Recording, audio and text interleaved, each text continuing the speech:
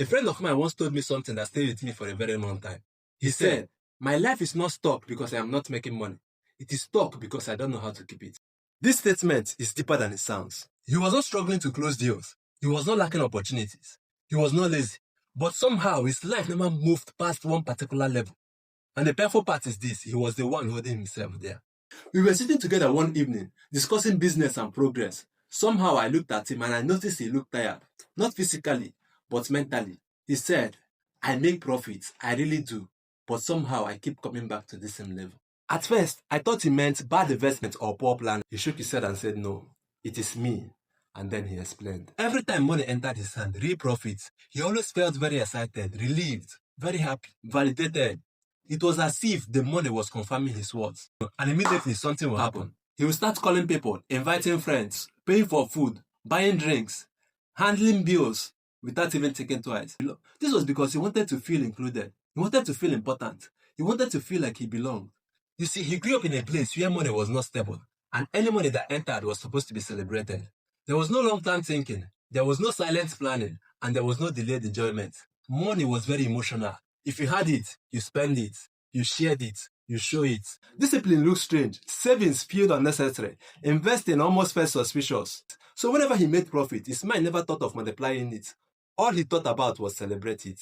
And beneath this celebration was something deeper. He was afraid of being seen as different, afraid of being too serious, and afraid of being too careful. Because growth was beginning to separate him from what is familiar, and what is familiar feels safe. Sometimes we reduce our own progress just to stay accepted. For years he operated like this. He could only rise to a particular level. And after that, this particular habit brought him back to the same level. It was not poverty. It was a ceiling, a mental ceiling. He did not lack intelligence. He did not lack skill. He did not lack opportunity. What he lacked was awareness. You do not rise and move your habit. You fall back to them. Every profit triggered excitement. And every excitement triggered spending. And every spending brought him back to balance. He was maintaining an identity. A big spender whenever money comes. The one who always pays the bills.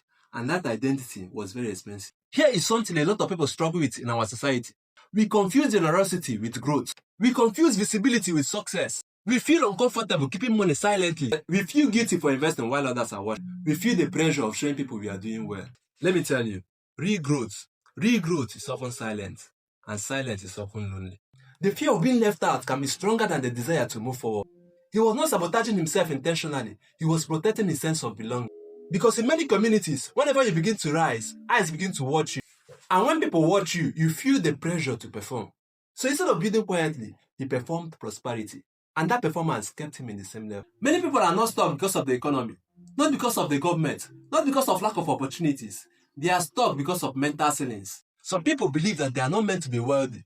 Wealth is not for them. These beliefs operate quietly, but they shape behavior consistently. Your habit reveals what you truly believe about yourself. If deep down you believe you are not meant to rise high, your action will completely correct any sudden elevation.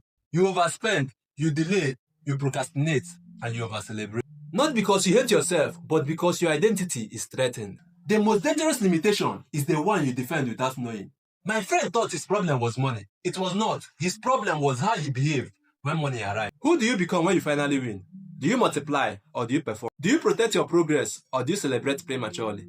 If your identity cannot contain growth, your habit will reduce it. Because many times we are not victims of circumstances. We are prisoners of our own habits. And until you raise your internal ceilings, your external life will keep touching the same level. Peace and love, guys.